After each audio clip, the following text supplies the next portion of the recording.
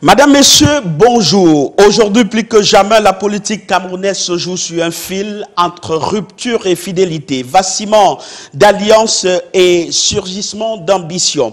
Au cœur de ce tumulte, l'Union démocratique du Cameroun, UDC, avance sans bruit, mais avec la constance d'une boussole. Dans un temps où les convictions se négocient, elle campe sur ses principes.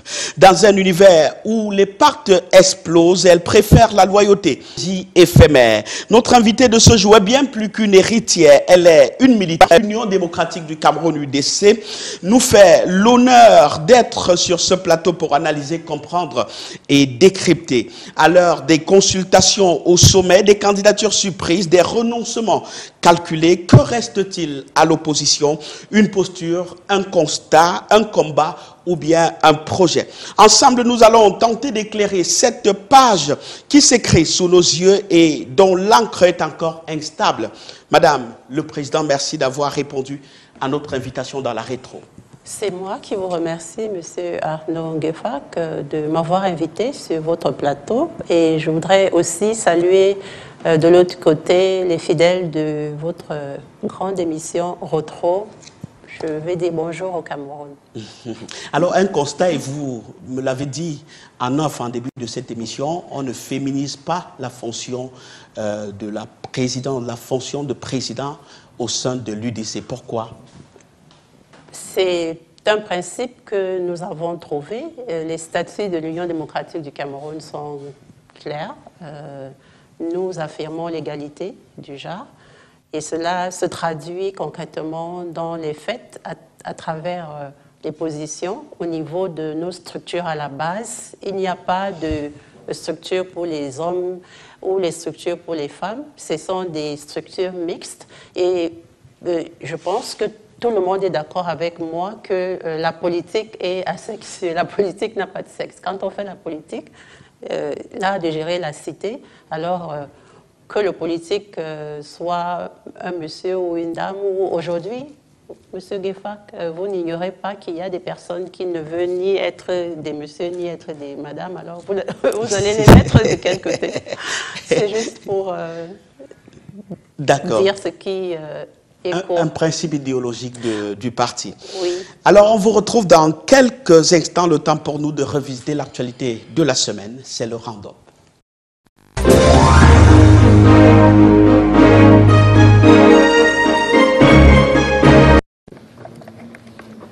Le rideau tombe comme emporté par une légère ondée de juillet.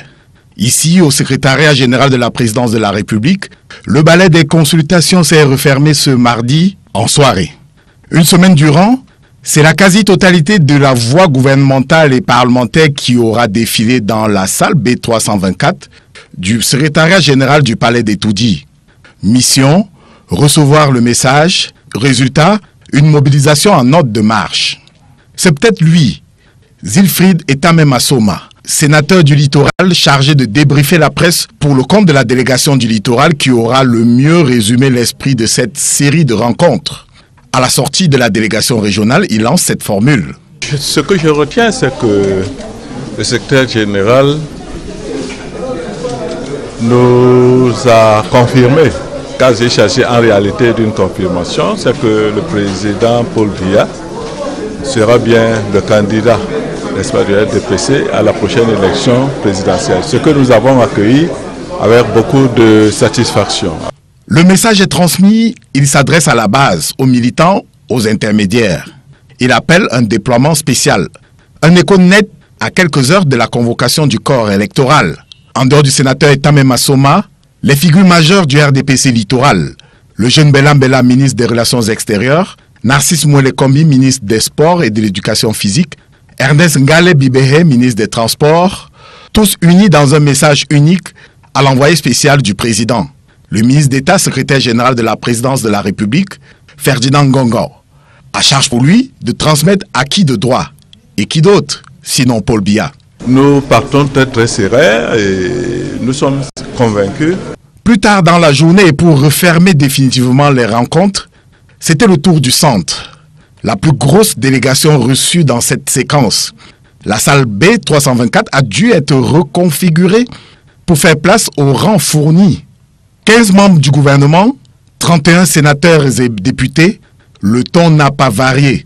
René Emmanuel Sadi, Grégoire Ona, Joseph Betty Assomo, Achille Baselikine III, Luc Magloire Mbaga Tangana, tous ont salué la confirmation du vœu de remplir du chef de l'État. L'unité de ton est palpable.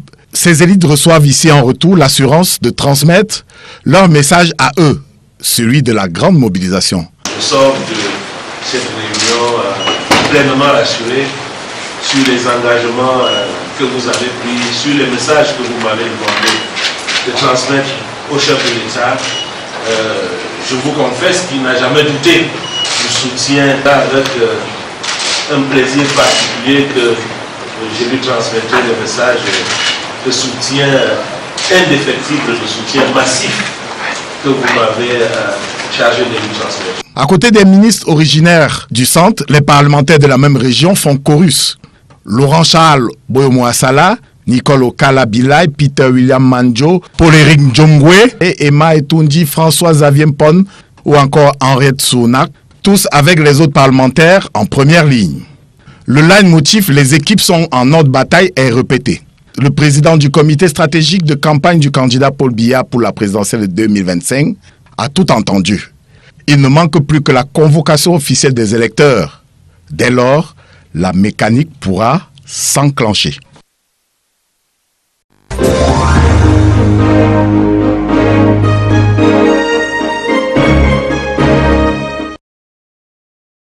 C'est la fin d'une certaine souplesse vis-à-vis des demandeurs de visa américains. Désormais, tous les Camerounais souhaitant obtenir un visa non immigrant pour les États-Unis devront passer obligatoirement par un entretien en présentiel à l'ambassade. Une mesure qui met un terme à l'ancien programme de renouvellement sans entretien.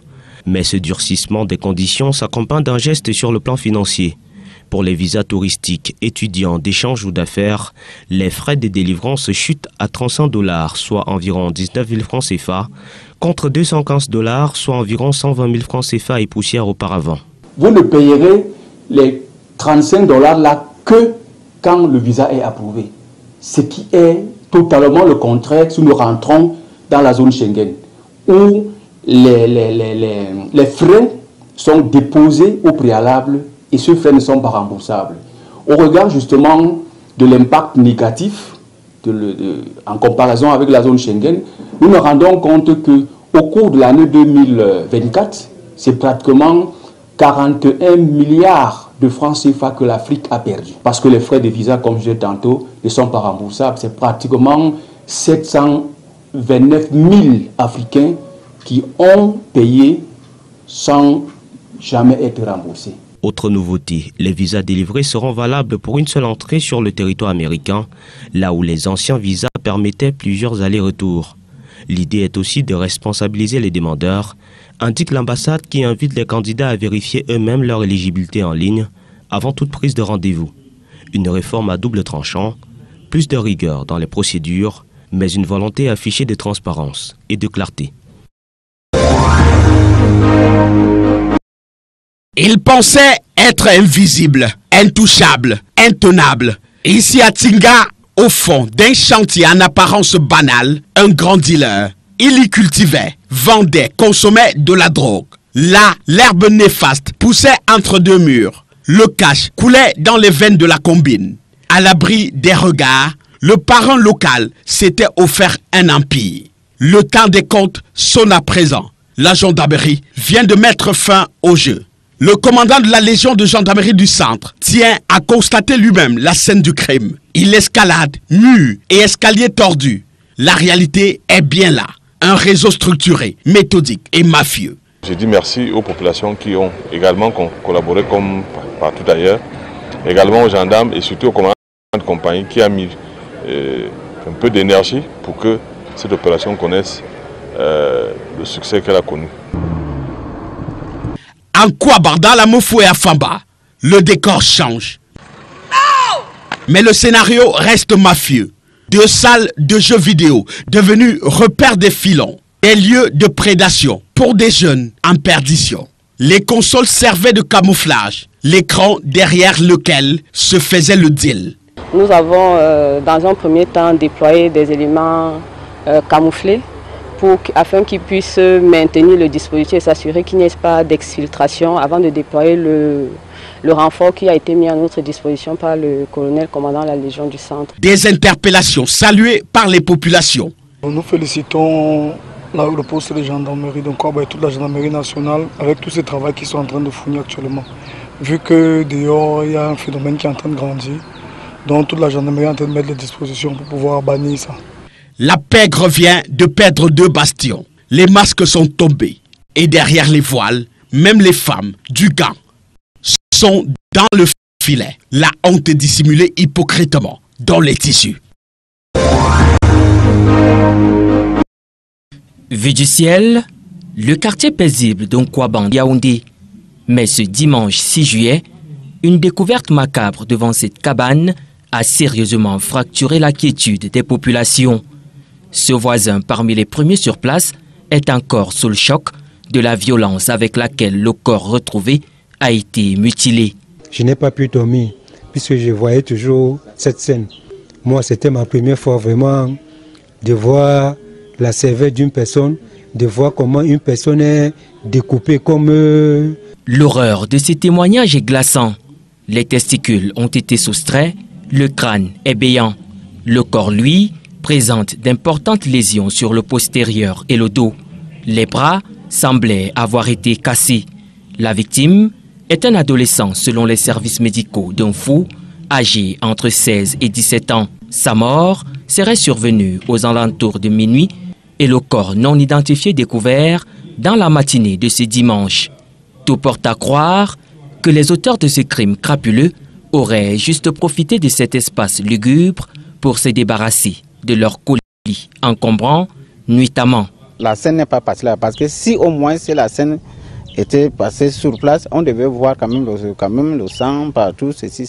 Il n'y a rien.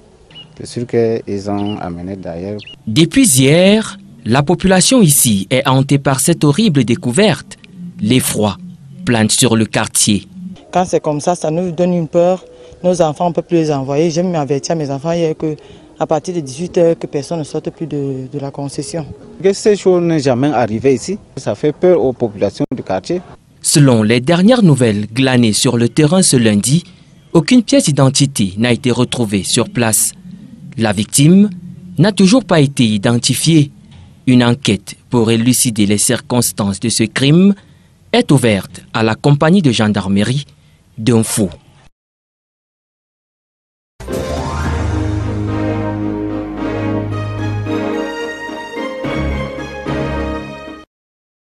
Merci à vous qui nous rejoignez seulement maintenant dans le cadre de cette émission. Vous regardez la rétro.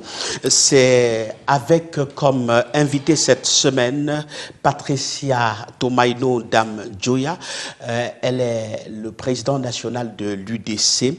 Pour cette première partie consacrée donc au regard de l'UDC aujourd'hui sur une opposition en posture d'anticipation, quelle lecture, Madame le Président, faites-vous des récents mouvements politique, notamment la rupture entre le Rassemblement démocratique du peuple camerounais et le FSNC de Issa Chiroma Bakary d'une part, et entre le RDPC et l'UNDP de Bello Bouba-Magari d'autre part? Comme tous les Camerounais, nous avons suivi ces démissions et elles diffèrent puisque l'un, en l'occurrence, le ministre Chiroma a déposé une lettre de démission et le ministre d'État, M. Bello Bouba, ne l'a pas fait. Donc, si vous voulez notre analyse, il y a une différence. Il n'y a que ces deux leaders politiques qui avaient rejoint le régime en place, majoritaire, et qui, depuis plusieurs années, donc ils se retrouvent dans le fait qu'ils ont, avec le RDPC, pendant plusieurs années, conduit la politique du Cameroun. Et donc, entre ruptures, c'est clair, c'est une rupture consommée, puisque les deux ont officiellement, devant les médias que vous êtes, ils ont annoncé leur rupture. L'un qui se disait allié avec le président de la République, c'est encore une originalité. Le ministre Chiroma qui, pour lui, n'avait rien à faire avec le parti RDPC, et de l'autre côté le ministre Bello qui avait un document qui appelait la plateforme, que nous avons découvert seulement ces derniers temps. Bien sûr, nous savions qu'il y avait un document qui liait ces deux partis politiques, mais la teneur a été délivrée tout juste au moment de la démission. Donc voilà, ça, c'est un peu avant les élections, cela ne nous surprend guère.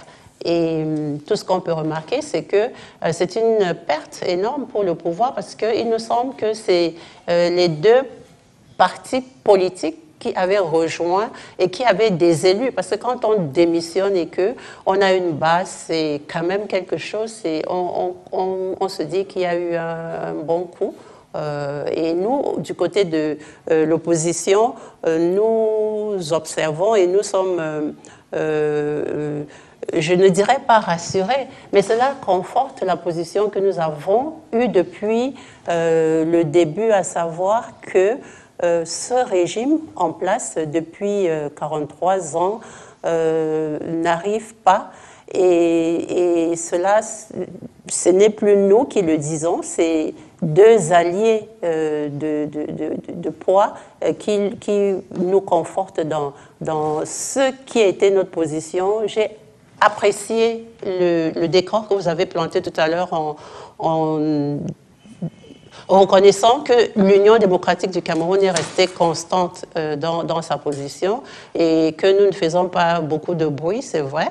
Nous avançons sûrement, nous avons un projet de société et une éthique qui nous oblige. Donc, voir des personnes qui ont partagé la vie d'un régime revenir plusieurs dizaines d'années après, nous retrouver dans les conditions telles que nous le savons, où le Cameroun est à genoux aujourd'hui, et où ils disent eux-mêmes que rien ne peut marcher et que le régime en place non seulement est à bout de souffle, mais que les espoirs qu'ils avaient fondés en ce régime n'ont pas donné les fruits, que les fleurs peut-être au moment où ils signaient leur accord présagé. Alors, pour nous de l'opposition, nous pensons que c'est bien que les Camerounais qu'ils comprennent que face à l'élection présidentielle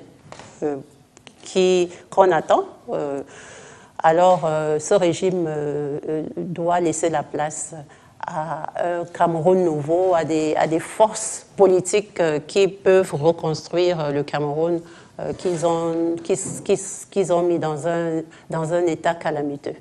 Vous avez vous-même essayé d'établir la différence entre les deux cas. Si on prend le cas de Issa Chiroma Bakary, qui était jusque-là ministre de l'Emploi et de la Formation professionnelle, est-ce que pour vous, l'opposition, au-delà de ce que vous dites, c'est-à-dire que ça vous rejoint dans vos positions, est-ce que c'est un signal fort pour vous ou c'est juste un épiphénomène? C'est j'allais dire, bien sûr, un signal fort. On ne peut pas traiter ces démissions d'épiphénomènes.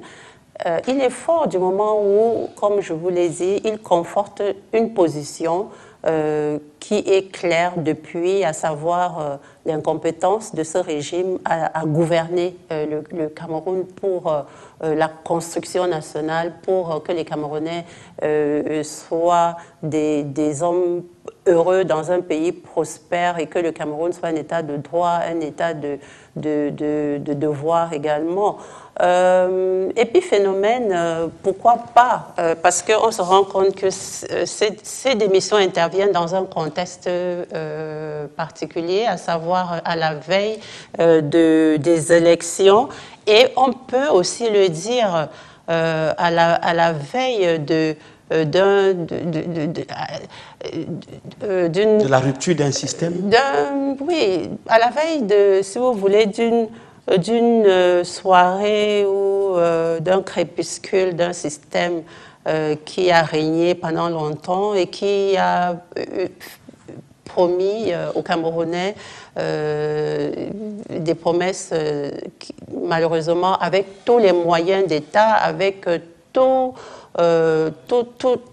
toute la considération et la confiance que les Camerounais, la patience, la résilience des Camerounais, ce système malheureusement est en train on assiste à un crépuscule.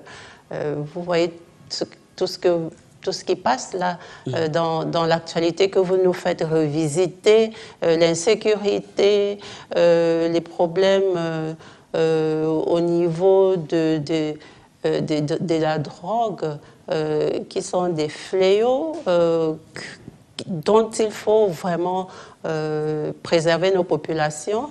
Et ce qui se passe, vous avez commencé par parler de ce qui s'est passé au palais de... Et on en parlera. Mais je voudrais que vous... Parce que vous êtes un acteur politique et pas n'importe lequel. Je voudrais que vous nous dites, est-ce que vous avez cru à la sincérité de l'acte, c'est-à-dire, d'une part, la démission de Issa Chiroma Bakary et l'annonce de sa candidature à la présidentielle, et de l'autre côté, Bello Bouba, qui annonce juste sa candidature, mais dit que sa démission va parvenir à qui de droit par les canaux officiels. Est-ce que vous avez cru à la sincérité de l'acte, ou bien vous pensez comme les autres que c'est juste un repositionnement contrôlé? C'est un peu difficile de vous répondre parce que qui suis-je pour juger des sentiments, si vous voulez, ou bien des ressentis des acteurs politiques chevronnés. Nous, à l'Union démocratique du Cameroun, je vous l'ai dit et vous le constatez, nous sommes guidés par une démarche de respect des valeurs et des principes républicains. Et donc, nous sommes caractérisés par cette honnêteté, cette loyauté, vous l'avez dit vous-même, et donc cette sincérité. Et je pense qu'on ne peut pas, après plusieurs années d'amitié, d'appartenance à un régime, on ne peut pas se lever comme ça un matin sans en avoir vraiment analysé les tenants et les aboutissants pour démissionner. Donc l'acte est vraisemblablement que sincère, à mon avis. Alors, pour parler de cette autre actualité... Même si cette sincérité est pour un moment, comme je vous l'ai dit, elle vous parle. Par rapport aux objectifs que je ne peux pas, que nous ne pouvons pas deviner à l'arrière-plan stratégique, mais la sincérité, elle est là. Alors, je parlais de cette autre actualité que vous avez évoquée tout à l'heure. Pour vous, que révèlent les consultations pilotées par le ministre d'État, secrétaire général de la présidente de la République, Ferdinand Gongo, au nom du chef de l'État? Franchement, c'est avec votre retour que j'ai vu et j'ai pu écouter. Et merci pour le travail que vous faites, vous les médias. D'ailleurs, nous avons toujours considéré à l'Union démocratique du Cameroun que les acteurs, les catégories d'acteurs, les politiques, la société civile et les médias se complétaient. Là, vous me faites vraiment suivre ce que je n'ai pas pu, malgré que ce soit l'actualité. Malheureusement, je crois que j'ai beaucoup d'actions prioritaires que je dois mener sur le terrain. C'est le malheur des politiques. Ce que je puis dire, c'est que je trouve un peu le cadre de ces concertations déjà non approprié.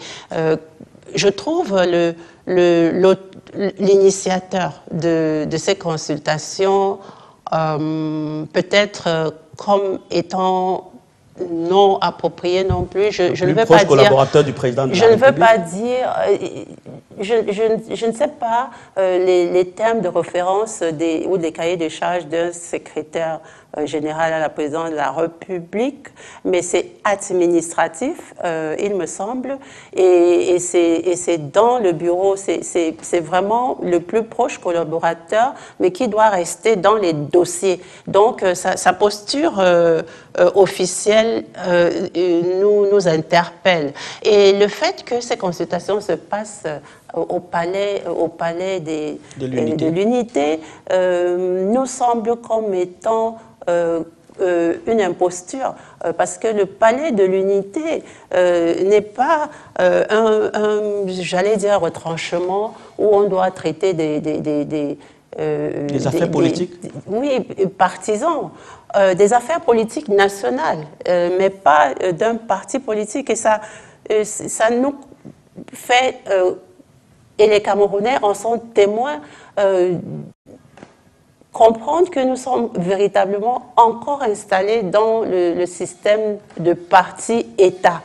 Et le fait que vous, les médias, vous relayez cette information qui est privée, partisan, égoïste, parce que ça ne concerne qu'un parti politique, vous le faites de façon que nous, les autres politiques, nous disons que vous mettez vos organes à la disposition d'un parti de façon un peu trop rapprochée. Oui, vous le faites pas comme avec les autres partis politiques. Vous vous mettez à disposition de ce parti politique et donc voilà autant de...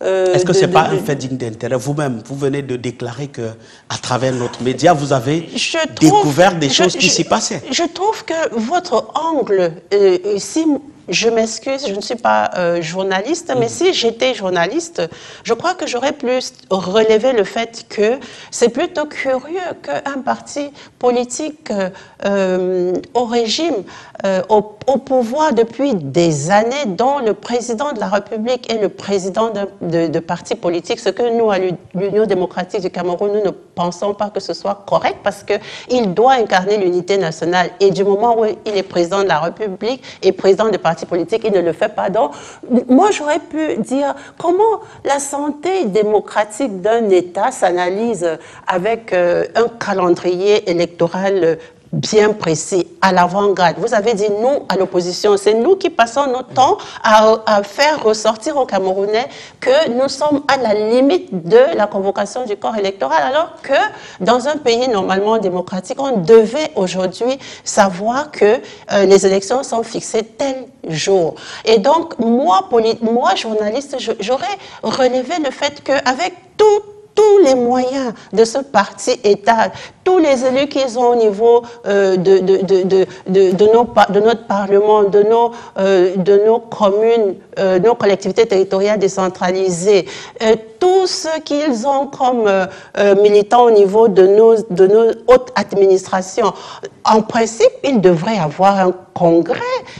Ils sont les derniers. Tous les petits partis politiques ont déjà leurs candidats.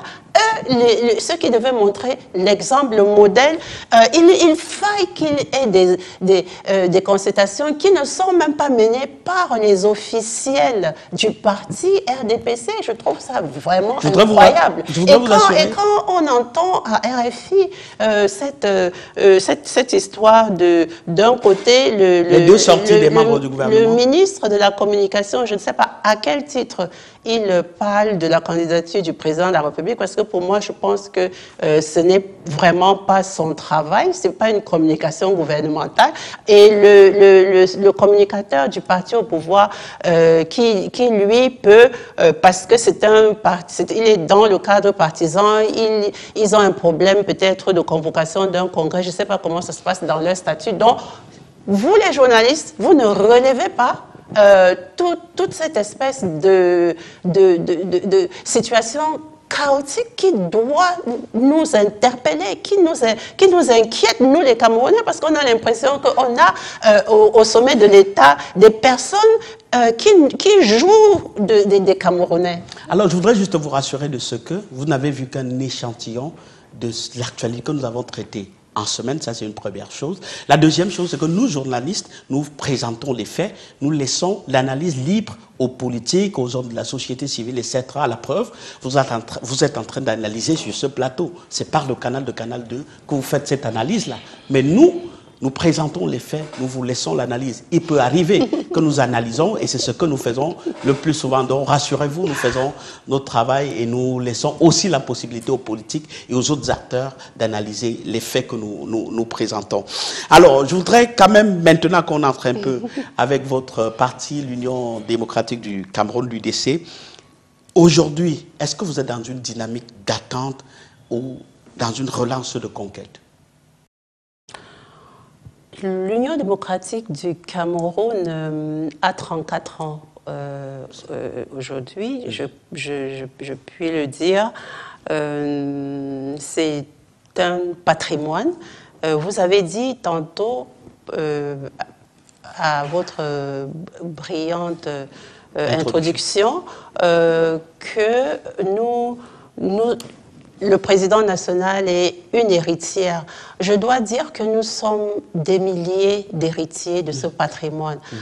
Parce qu'en fait, ça a été l'objectif des pères fondateurs, dont le docteur Adamou Damjoya, qui est notre mentor aujourd'hui, qui était le premier président de l'Union démocratique du Cameroun, de faire des militants et au-delà des militants, des sympathisants et d'ailleurs des Camerounais peut-être qui ne font pas de la politique parce que c'est pas obligé d'être dans la politique, même comme on n'y échappe que rarement, d'en faire des citoyennes et des citoyens qui ont une dynamique permanente et ça était toujours le mot. La dynamique permanente doit être un éclairage qui doit nous interpeller en tant qu'acteurs, en tant qu'actrices.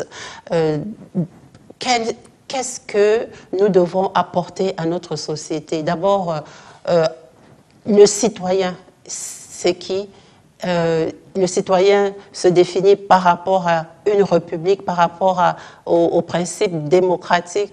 Maintenant, quand vous entendez parler de l'éthique à l'Union démocratique du Cameroun, il avait ramené la définition de l'éthique en disant que l'éthique, c'était le questionnement de chacun, chacune de qu'est-ce que je peux faire quand je me trouve devant une situation toute seule? Qu'est-ce que je peux faire s'il faut que je sois pour le bonheur, l'intérêt public? Qu'est-ce que je dois faire avec mon prochain? Et en équipe, qu'est-ce que nous devons faire? Donc, c'est pour dire que la conquête du pouvoir est dans l'essence même de la naissance d'une formation politique. Une formation politique est là pour aspirer au pouvoir. Et les élections se préparent au lendemain des élections. Nous sommes présents au niveau des mairies, au niveau du conseil régional, nous sommes présents à l'Assemblée nationale. Je demandais à notre honorable député porte-parole depuis quand il était venu dans votre studio, il me rappelait qu'il y était tout récemment, je pense pour Canal Presse. Donc tous les jours, là c'est au niveau, l'honorable Koupit, il est porte-parole des députés de l'UDC à l'Assemblée nationale. C'est lui qui fait la communication pour nous au niveau national. Bien sûr, nous avons un secrétaire national en charge de la communication qui est au niveau du parti politique. Donc c'est pour vous dire que cette dynamique-là, nous n'attendons personne parce que le Cameroun est pour nous tous et par nous tous. Et c'est justement l'apport de l'Union démocratique.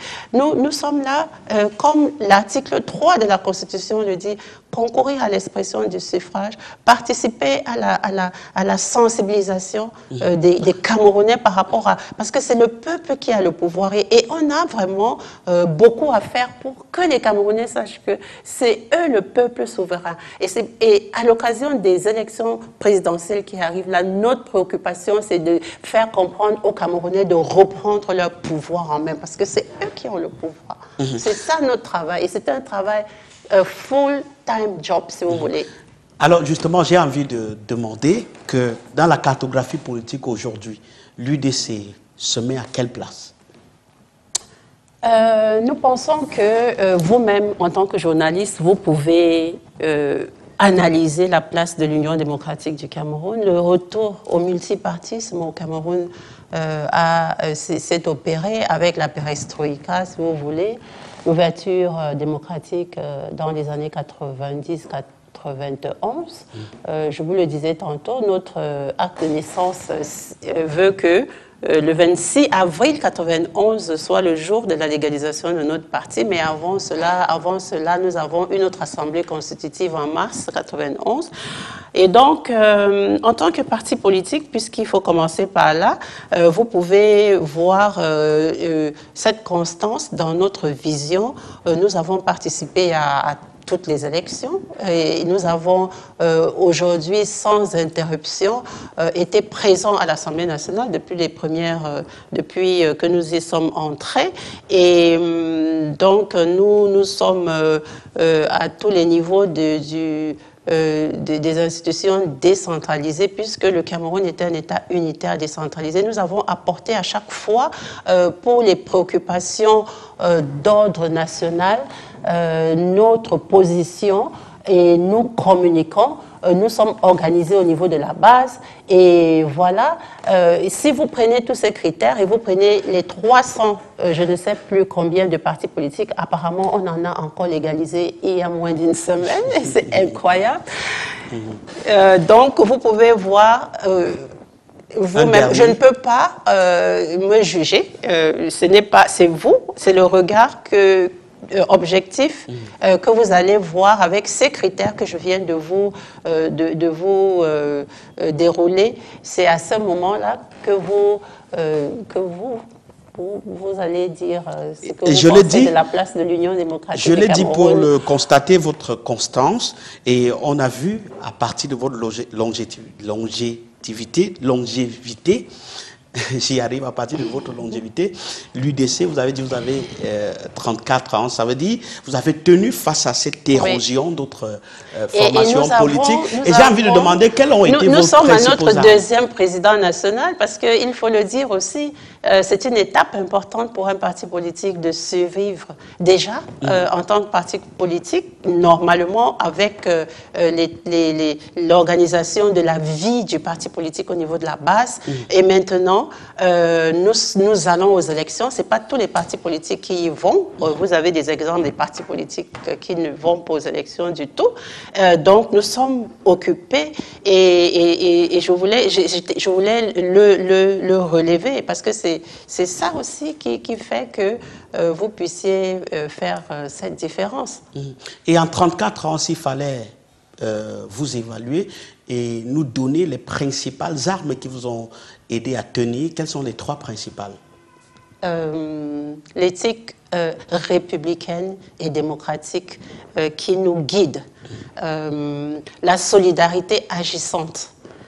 Et je dois vous dire vraiment l'esprit qui est là permanemment pour nous de travailler avec l'objectif d'intérêt général, le Cameroun, l'unité, être camerounais, faire valoriser au niveau sous-régional africain, montrer la richesse, le grand pays composé des hommes et des femmes qu'est le Cameroun, des hommes et des femmes intelligents, rayonner, faire rayonner le Cameroun par rapport à ce que le Cameroun est au niveau africain, au niveau mondial. Et partager cette lumière au monde entier. Alors vous parlez de partage. Et cette lumière, elle ne peut ressortir que de l'intérieur. Les conditions actuelles au Cameroun, malheureusement, après 43 ans de règne du régime en place, du régime RDPC, malheureusement, il y a un grand travail à faire. Mais ce grand travail, nous, on sait et on est persuadé qu'on va y arriver. On est intelligent, je vous l'ai dit. il suffit d'avoir des hommes et des femmes à la tête de nos institutions avec cette dynamique, cet éclairage permanent et focalisé sur ce redressement, si vous voulez, cette réforme structurelle qui est très facile à réaliser. Et on va se rattraper parce que le Cameroun a une histoire. Le Cameroun, avant 43 ans, était ce pays-là, de ces hommes-là, de ces fondateurs, ces pères fondateurs. Malheureusement que nous n'avons pas vécu, mais nous avons lu l'histoire. Oui, et cette histoire, elle doit nous guider. Elle doit nous guider, Monsieur Ngefak, et c'est la raison pour laquelle nous avons de l'espoir. Je vous ai parlé de crépuscule. Le jour va arriver. Le jour se lèvera. Le jour se lèvera. Alors, dans le cadre de vos activités, il y a ces journées républicaines de réflexion et d'échange. Alors que l'UDC soufflait sa 33e bougie, vous aviez invité des voix qui portent pour revisiter les moments remarquables de l'histoire. Je vous propose un retour en images sur ces journées dans ce reportage de Janice Kambia.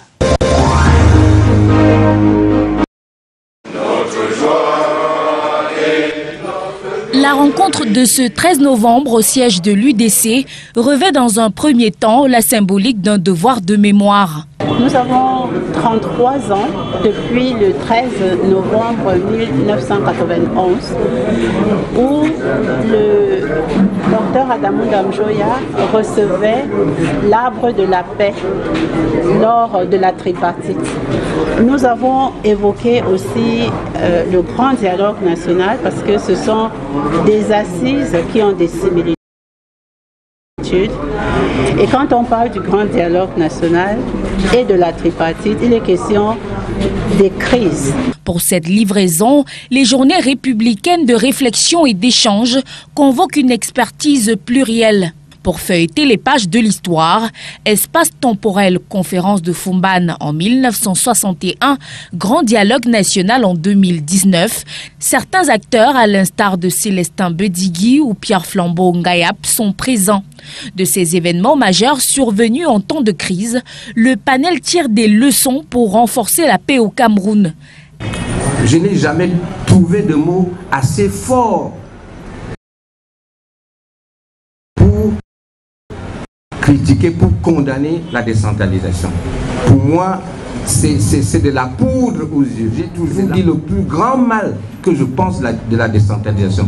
La décentralisation, c'est une fuite en avant de refuser de prendre les problèmes à bras le corps. Des positions sont affirmées en faveur du fédéralisme et de ses dérivés. Il faut avoir le courage politique de revenir en arrière et puis de penser que pourquoi ne pas recommencer ce que nous avons initié au départ en rectifiant bien sûr. Dans la nouvelle configuration qui est la nôtre, les gens ne vont plus se considérer comme francophones et anglophones, ils vont se considérer comme une souche et quand ils vont se retrouver au carrefour de la nation, ils penseront à la fois nation, mais ils penseront communauté parce que nous vivons comme cela. Des postures qui tranchent avec la rigidité du pouvoir sur la question. Aucun débat n'est permis sur la forme de l'État.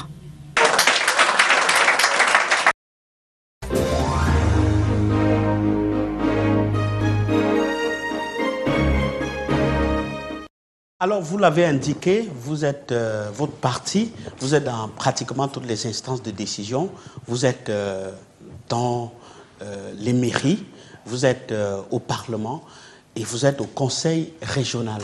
Mais vous avez relevé au cours d'une rencontre avec le Premier ministre chef du gouvernement que vous avez mal à cohabiter avec certaines institutions ou certaines autorités. Cela relève de quoi, Madame le Président?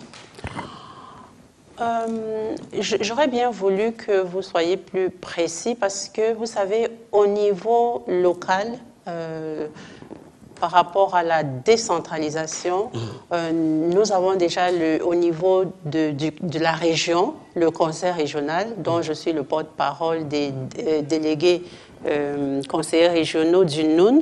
Et maintenant, à l'échelle communale, je suis également maire de Fumban. Je suis la présidente du syndicat des communes du Nundon. Au niveau local, il y a les autorités administratives, il y a les autorités de la société civile.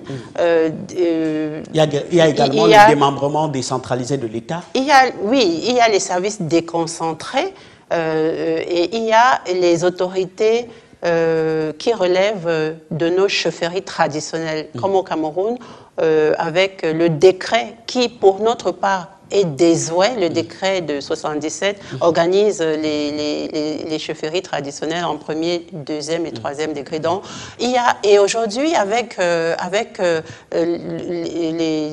les nouvelles technologies et l'informatisation, il y a l'opinion qui sont les réseaux sociaux aussi. On peut dire que c'est aussi une sorte d'autorité. Donc, quand vous vous levez le matin dans votre ville et que votre téléphone vous affiche tout ce que on a pu dire par rapport à une route que vous êtes en train de travailler, c'est aussi une sorte de menace, ou alors des personnes qui vous envoient des insultes carrément, hein, qui racontent du n'importe quoi. Donc, c'est autant de sources de conflictogènes, si vous voulez. Avec le Premier ministre qui nous a reçus, et pour moi c'est une démarche républicaine, comme les journées républicaines de réflexion et d'échange dans un pays démocratique. Ce sont là les outils d'évaluation, de suivi qui nous oblige. Donc, il faut se concerter, il faut dialoguer, même si on n'appartient pas au même bord politique, comme quand on se retrouve au niveau local, mais il faut que la loi nous sépare et que la loi puisse être là pour déterminer nos actions, et qu'en cas de non-respect, s'il y a une autorité qui quitte son couloir, comme ça se passe en athlétisme, qui vient dans votre couloir, qu'il soit tout simplement disqualifié. Alors, je vais convoquer deux ou trois faits. Il faut qu'il y ait des juges. Et il faut que cette justice soit objective. Et c'est ça le problème au Cameroun. Le problème, comme on a vu par rapport à cet État qui est en train de laisser le Cameroun dans une piteuse situation, il y a le problème de justice qui se pose. Il y a le problème de complémentarité des pouvoirs. Et c'est ça, quand on parle de mesures de redressement urgentes qu'il faut au Cameroun, il faut déjà voir que le Parlement, il joue quel rôle, la justice joue quel rôle par rapport à l'exécutif qui devait... Je voudrais convoquer un fait pour être plus concret. Moi, j'ai assisté à des cérémonies officielles au cœur de Foumban, votre ville. Vous êtes maire de Foumban, où, par exemple, au cours de la cérémonie, le message de bienvenue qui est généralement porté par le maire de la ville n'est pas délivré par vous. C'est délivré par une autre personne. Est-ce que c'est vous qui refusez, ou on vous soustrait cette prérogative? Comment est-ce que je peux être élu et laisser ce devoir qui est important? Parce que quand on a un mandat, on est tenu par la représentation des populations. Les populations de Foumban qui nous ont élus sont frustrées, bien sûr. C'est un problème de protocole d'État qui n'est pas respecté. Quand le Premier ministre qui nous a reçus, il vient à Foumban, et c'est lui qui doit être vraiment l'incarnation du respect de ce protocole. Quand il est à une cérémonie et qu'il ne voit pas que le maire de Foumban, c'est un manquement grave, et il ne doit pas ne pas faire comme si c'est normal. Et en plus, c'est des lois, nos lois qui sont biaisées. Il n'est pas normal que le président du conseil régional se substitue à un maire, parce que les lois sont claires. C'est des collectivités territoriales décentralisées d'égale valeur. Alors quand on laisse la loi au Cameroun être piétinée, c'est ça qui fait le problème. C'est pour ça que je vous ai dit qu'il y a un problème de protocole, de non-respect du protocole, et il faut des juges, il faut qu'il y ait il faut que dans ce pays, on puisse avoir le courage de dépasser les copinages d'intérêts partisans pour mettre le Cameroun vraiment sur la table et respecter le Cameroun. Il y a le problème de culture. Hier et avant-hier, parce que je suis membre de la commission Cité et gouvernements locaux unis, Culture 2021, j'étais en atelier par vidéoconférence avec notre commission qui siégeait. Et je leur ai bien fait comprendre qu'il y avait un problème de gouvernance qu'il faut commencer par résoudre. Parce qu'en matière de culture, quand on est dans Cité et gouvernements locaux unis, qui est cette grande association Africité, je crois que vous connaissez certainement, bien sûr. qui est là pour promouvoir le développement des villes dans le domaine culturel. Le Cameroun est riche de par sa diversité culturelle. Nous pensons et nous le soutenons que c'est l'une des premières richesses du Cameroun. Et vous êtes dans une cité qui a une culture puissante. Exactement. Je vais convoquer un peu la grande cérémonie qu'on vit souvent le Ngouane. On ne vous voit pas souvent. Ça, c'est malheureux. Donc, je disais que dans ce domaine culturel, puisque quand on parle de redressement de notre pays, c'est sur le plan politique, dialogue politique, les institutions républicaines qui ne fonctionnent pas, c'est sur le plan économique, c'est sur le plan social, c'est sur le plan culturel. Maintenant, au niveau de la culture, qu'est-ce qu'on fait de cette culture de notre pays? Pour les villes comme Foumban, qui sont des villes qui participent aux associations des villes les plus anciennes du monde, parce que nous avons quand même à Foumban 600 ans d'histoire, et où il est admis au niveau international de par même l'UNESCO, la charte du patrimoine oui, le patrimoine culturel, matériel et immatériel. Et on sait qu'aujourd'hui, le patrimoine, il est le fait des personnes, des communautés, le fait d'un pays, et qu'on doit respecter l'émanation de la représentation. Nous sommes en république. Et quand on vient dans une ville comme Foumban, où le maire devait être le chantre de cette promotion culturelle et valeurs des industries, on en a besoin, on peut en parler, et que le maire ne se retrouve pas, vous-même, vous voyez que ce n'est pas normal. De façon brève, est-ce que vous pouvez nous dire quelle est la source du problème? Qui est votre ennemi? Est-ce que vous avez identifié votre ennemi qui vous enlève tout cela? En fait, je vous l'ai dit, c'est le non-respect de la loi en matière... Donc c'est le système en place. Évidemment que c'est le système en place. C'est l'état de droit qui est mis sous le boisseau pour les copinages partisans. C'est-à-dire qu'on met les partis, on met les intérêts de ses amis politiques. Comme le maire n'est pas de la même famille politique, alors on est prêt à violer la loi du Cameroun qui compromet le bonheur de toutes les populations. La ville on va courir un peu avec d'autres questions. La grande conséquence, c'est que en termes de musée, en termes de tourisme, malheureusement, la ville de Foumban, qui devait être décentralisée, les recettes propres devraient provenir de ce riche patrimoine culturel et environnemental. Nous recevons des touristes, mais malheureusement, nous n'avons pas de mesures ni de moyens pour pouvoir nos hôtels, et même les musées ne sont pas visités par nos élèves. Le musée coûte 12 000 francs. Le maire ne sait pas d'où va cet argent-là. Et l'État du Cameroun est au courant qu'il y a des perceptions illégales de frais d'entrée dans les musées sans gouvernance, sans gestion. Et nous sommes en République. Qu'est-ce que vous voulez que je vous dise? Alors, Patricia Tomaino Damjoya, le 27 février 2025 dernier, au cours d'une cérémonie de présentation des vœux de nouvel an à la presse nationale et internationale, vous avez officiellement déclaré votre candidature à l'élection présidentielle de 2025. Est-ce déjà une décision arrêtée où les données peuvent être revisées en fonction d'une possibilité d'alliance? Déjà arrêté, Monsieur Arnaud, puisque c'était un devoir républicain.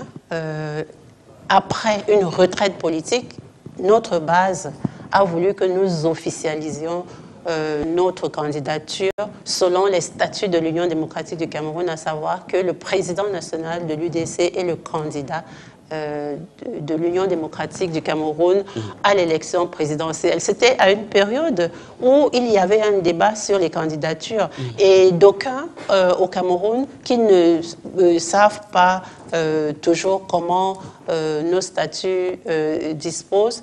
Il pensait qu'il fallait une primaire, il pensait que peut-être qu'il fallait organiser un congrès particulier. Mais non, c'était important pour nous de le dire et nous assumons. Maintenant, nous sommes et avons toujours été à l'Union démocratique du Cameroun pour la mutualisation des forces.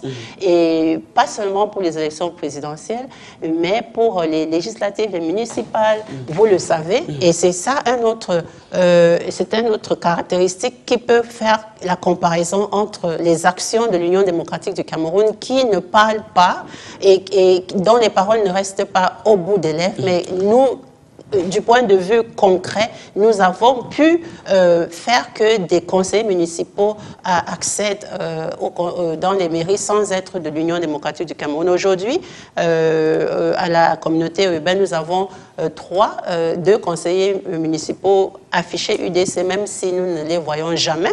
Nous avons pu permettre à Ekindi, M. Ekindi Jean-Jacques, d'être député à l'Assemblée nationale. Aucun parti politique ne l'a jamais fait. Donc aujourd'hui, pour les présidentielles, vous l'avez vu, nous sommes partants pour une candidature consensuelle. Malheureusement... Parce que je voulais vous aider à construire vite votre argumentaire là-dessus. Avant la déclaration de votre candidature, vous avez quelque temps avant, je crois le 17 février, exactement, adressé au président de la République pour la deuxième fois, les propositions de la plateforme de l'opposition et de la société civile pour la révision consensuelle du code électoral.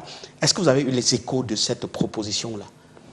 Est-ce que les échos vous sont la présidence de la République, même ayant relancé son Excellence, Monsieur le Président, nous n'avons pas eu de retour. Est-ce que ce travail n'avait pas une suite de choix d'un candidat consensuel de l'opposition, de la société civile dans le cadre de ce travail? Est-ce qu'il n'y avait pas une suite à ce travail-là? Nécessairement, puisque cela ne touchait que le code électoral, qui est pour nous le plus important, déterminant pour le jeu démocratique, parce que si les règles du jeu démocratique des élections ne sont pas fixées, ce n'est pas normal.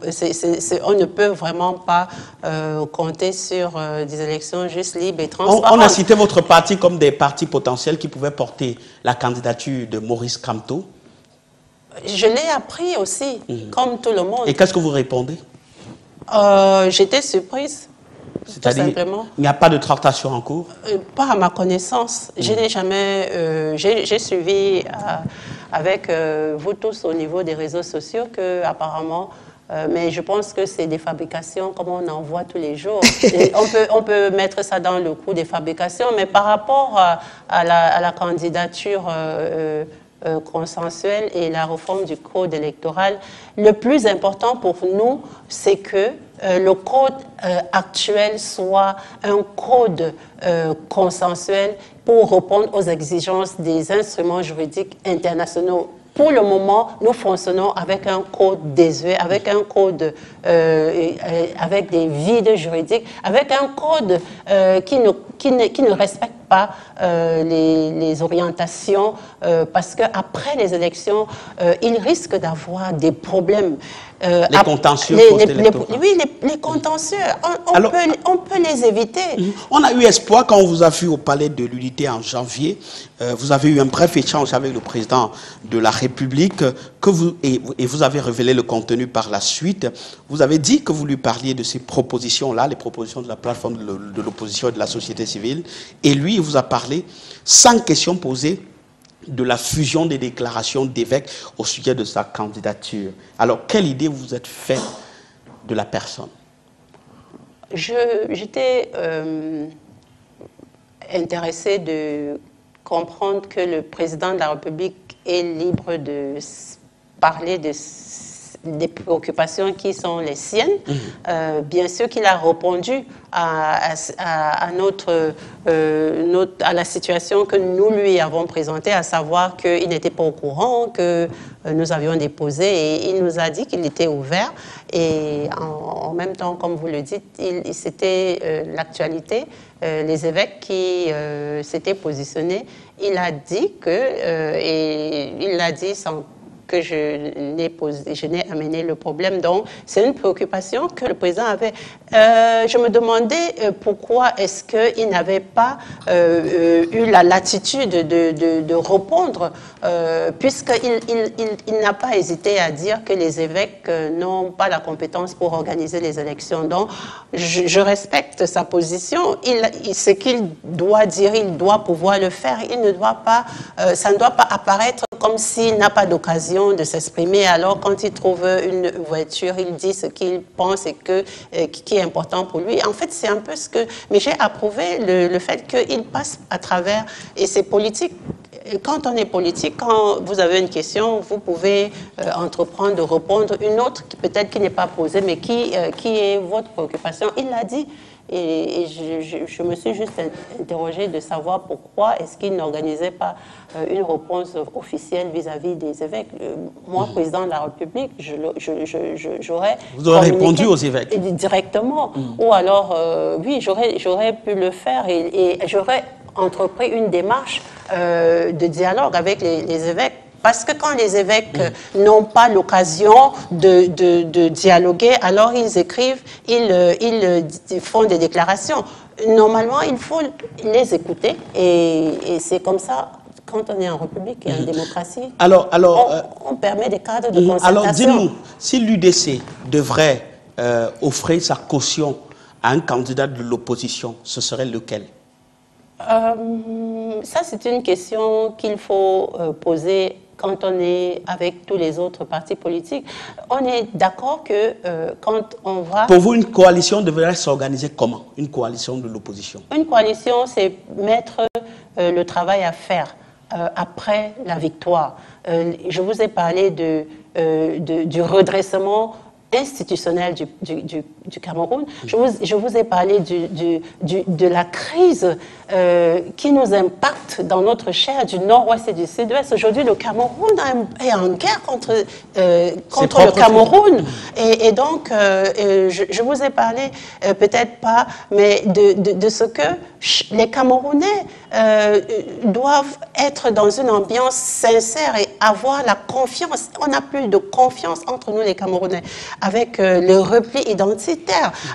Et c'est important que chaque Camerounais se sente partie prenante et se sente aussi davantage, en même temps qu'il contribue aux richesses, mais qu'il doit partager les bénéfices de notre richesse nationale. Donc, pour moi, l'équipe, celui qui est devant, c'est n'importe quel leader, homme, femme politique, qui peut porter ses aspirations. Qui peut porter pour un temps, pour que les Camerounais puissent avoir la confiance et pour qu'on puisse vraiment rayonner, comme je l'ai dit, au niveau de notre sous-région, au niveau de l'Afrique et au niveau du monde. Ce que nous méritons. We deserve that situation. Yeah. Vous l'avez compris, dans la cacophonie du monde, il est des voix qui refusent l'écho et préfèrent la clarté. L'Union démocratique du Cameroun semble de celle-là. Et à l'approche de 2025, l'élection présidentielle où tout se brouille, la constance pourrait bien devenir une rareté stratégique. Merci à vous, Patricia Tomaino Damjoya, d'avoir accepté ce dialogue sans détour avec nous. Merci, M. Arnaud Guefak, et merci à votre maison, Canal 2, pour tout le travail qu'il fait pour l'information des Camerounais, comme vous l'avez dit tantôt. Merci, merci. À vous, à la maison qui nous regardez, merci pour votre fidélité à la parole publique éclairée, à la parole politique qui ne doit pas seulement être un art de conquête, elle doit redevenir un art de vérité. À dimanche prochain pour un autre regard sur le passé qui doit guider l'avenir. Restez en compagnie des programmes de Canal 2.